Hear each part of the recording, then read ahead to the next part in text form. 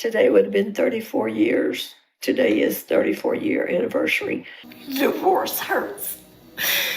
And divorce at 66, when you don't know what tomorrow's gonna hold, is scary. In February this year, I woke up and realized I can make it on my own. So this woman decided to flush away 33 years of marriage down the drain, and now, of course, she is regretting it. Let's jump right into it. In February this year, I woke up and realized I can make it on my own. I never thought I'd be here. I didn't even ask to be here, didn't even know I was going to be here. My name is Deborah, and I just turned 67 years old, and I'm going through a divorce after learning about deception in my marriage. Been married almost 34 years. December would have been 34 years. And for 22 years, I've been blindsided. I woke up in February of this year, and I realized it's time to reclaim. One of the dumbest things that a lot of these women do is wait until they're almost 70 to file for a divorce and think that that is somehow a smart idea. And the reasons why they want to do this is always so vague. They have no idea why they do it, supposedly. They just want to. It's time to reclaim, and don't waste any more time. Don't waste any more years on something that has been a total lie. I am going to make it. I have gone through a spiritual journey of hurt, an emotional journey of hurt. I'm experiencing some things physically and have to have some upcoming procedures done. But I'm going to make it. I realized I can do this.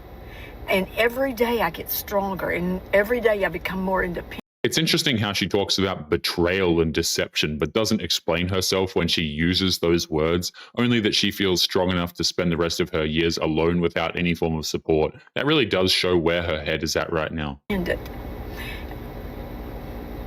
going to do this. Since February 14th, I made up my mind. It's time. I'd like to hear about your aha moment. I'd like to hear about your moment when you just realized it was time for change, and you got up and you did something. Thank y'all for sharing my journey. So stay with me, because with God, all things are possible. I love you. I love you. Women like this think that it's somehow a brave thing for them to divorce their husbands and think that they're going to inspire women everywhere with their cringe. But all they're really doing is telling the world that even when you're at the age of 70, you're still never too old to ruin your life. There's been a detachment in my marriage since February 14th of this year, and not because it's Valentine's. No, it's because on February the 14th, it came to light with me that for over 22 years, I had been in a marriage with deception. I didn't see this coming, but I'm in the thick of things now. And it's gotten to the point where we've had to lawyer up. And he signed a notary agreeing for me to have alimony and that I could stay in the family home until we sell. And the whole 9 yards. Well, this month, he decides he's not going to pay alimony, even though this was notarized at the courthouse. There is no point in him paying her alimony. She made the choice to divorce him and make the last few years of his life as stressful as possible. He should be enjoying the last few years of his life. Instead, she's making it worse with this incredibly ridiculous stunt. He said he is not required to pay alimony because he did repairs at our home that he didn't get paid for. We're both on that deed. And when it sells, we will both split that. So I'm really confused. So I had to do what I had to do today. And so he has until noon on Friday to put the money in my checking account. And if it's not in my checking account, then he will be paying lawyer fees and court costs. Plain simple. So yeah, this marriage, I've been detached from this marriage In all honesty, I can say ever since he started sleeping on the other side of the house over 8 years ago, I felt a detachment. If this guy started sleeping on the opposite side of the house 8 years ago, then it's clear that there's more to this story than she's letting on. It's pretty obvious that she's trying to hide the truth from the internet and nobody's buying it. And then I knew for years that something wasn't right. And I just thought it was me. I just thought it was me being extra. And I knew I was always angry. And I couldn't put my finger on it. I mean, I saw some things, and but I just dismissed them. Anyhow, I said all that to say I'm going live tonight. I'm going to try to go between 8 and 9 p.m. Aim for, but I'm going to go live tonight and chat. I've been under the weather since Friday. The fact that she was always angry at him really does explain why he had to move to the other side of the house. It's becoming more and more clear that she was making him miserable in the marriage and he checked out. But naturally, she has to be the victim, so she's going to leave that part out. So, I'm trying to gain my footing here. But stay tuned and come back with me tonight. And if you are in a marriage where you suspect deception and where you feel like there's just like something so disconnected, please listen. Please save yourself. This coming December 21st would have been 34 years of us being married. And I'm about to be 67 years old and going through a divorce. Are you kidding me? No, it's not going to happen. I'm detached from the marriage, and I just need to be totally detached all the way. I just need to be 100% detached. She's trying to act like she's this pillar of wisdom and that people need to take her advice because she was living in deception, even though she never got around to describing what happened, only that she's somehow stronger for quitting her marriage after 3 decades. Not that I don't trust God. Oh. I just don't know anymore. Forgive me for not going live tonight. I'm here by myself, and I need to be here by myself right now.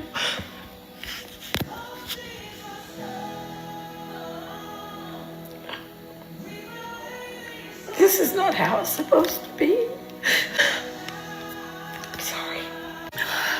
I'm going to contact my therapist, and I'm going to schedule and get in as quickly as I can. She expected the divorce to make her finally feel free and happy, but the weight of her decision to throw everything away is falling down on her because she's realizing that she's pretty much permanently severed that part of her life and she simply cannot handle it. I'm hurting. I've never been here before.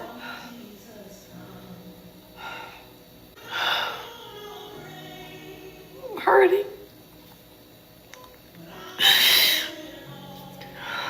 Please just pray for me. And I want to tell y'all that I've got it all figured out, but I don't have it all figured out. Today is not going to be a day that I can smile. I'm sorry. I'm so sorry. She's the one who made the choice to divorce her husband, and now she's acting like this was supposed to make her life easier, only to realize she doesn't have any answers whatsoever, which is rather funny when you consider that she is the one to blame for her own mess. Please remind me that I can do this. Please remind me that God's got me and that this divorce will be over soon and I will be in peace. Please remind me. Please pray for me. I covet your prayers. Divorce is painful. And when you have a division in your family, and when babies are involved, everything is just so painful. Sometimes when you're going through a divorce, you have days that are like this. And you want to sit up and eat jolly and give everybody exactly what they want. Heal my heart, oh Elohim, my deliverer. But I can't do that today. I really can't do that today. I will be back with a smile. The second she filed for divorce, she was filled with this absurd amount of energy that made her feel like she could take on the world. But once she realized that it was going to take a lot of work that wouldn't end in her favor, she breaks down and begs the internet for pity. Going through a divorce can have a lonely side like this. It's Wednesday night and it's church night. No one contacts me anymore, and I don't know if it's because of listening to everything he's said, because he's there sometimes, or if they just want to steer clear of drama. But either way, I would never walk away from the people that I love. If they were going through something, I'd say, count me in. I'm going to go through it too. If you're going through it, I'm going to go through it too. But everyone doesn't think like that. So here it is, Wednesday night, and I just got back from the storage building. And I'm going to go in the house and do a couple of things and then take a bath and call it a night. If just a little FYI, if you have friends and they are going through things like this, don't turn your back on them. If her church is siding with her ex-husband, then it's fairly obvious that the congregation knew that she was making his life miserable or doing something. They don't reach out to her because she was the one who broke the sanctity of their marriage vows, and it's clear that they want nothing to do with her. Since I'm under a gag order and I can only say so much, I can say shame on you. Going through a divorce at 66 years old, when you have proof that you absolutely deserve that request. It's very wrong for your adult children to get involved and make opinions. Even your adult children's spouses, no matter what the gain or no matter the loss, that's something that should stay between the people who are divorcing. And I'm not worried, and this isn't the final say-so, because God will have the final say-so. I'm going to make it to the other side of this divorce, and I'm going to be happy when I get out on the other side, and I'm going to be free. I'm going to be there. You'll see. I don't need your permission, nor do I need your approval. I'm going to make it. It's more shameful to openly condemn your own children for having the nerve to voice their opinions about the divorce. The kids obviously disagreed with her, and she's just upset that nobody's blindly supporting her dumb decision. We listen and we don't judge. That's the name of the prayer room that we started 11 weeks ago tonight. And the reason is this. I'm 66 years old. I've been married 33 years. And I'm going through a divorce. I didn't ask for this. I never thought I'd be in this place. And I found myself facing things that I never thought I'd face. And I'm going to make it. I found out 11 weeks ago tonight that my husband had been filing our taxes as a sole proprietor for over 22 years. And I didn't know that until I filed my Social Security. And then when I filed my Social Security... She broke up her marriage because she didn't like the way that he filed taxes. Let that sink in for a moment. That was the deception that she's been going on and on about. And even though she clearly took no part in the finances, she felt the most mature thing to do was file for divorce. I couldn't understand why it was so little. Well, then the contract that we had with our company ended on January the 31st. So I got online to file his Social Security. And I was like, wow, how is this so much bigger? So I contacted Social Security and they said, oh, well, the only income that you've shown in the last 2 decades is other jobs. You're not on the contract with LLC Corporation. And I'm like, but I am. And God allowed me to find the paperwork. I found the paperwork 3 weeks ago tonight. But before all that, I went to Social Security and they told me they'd have to make an appointment by phone. And they did.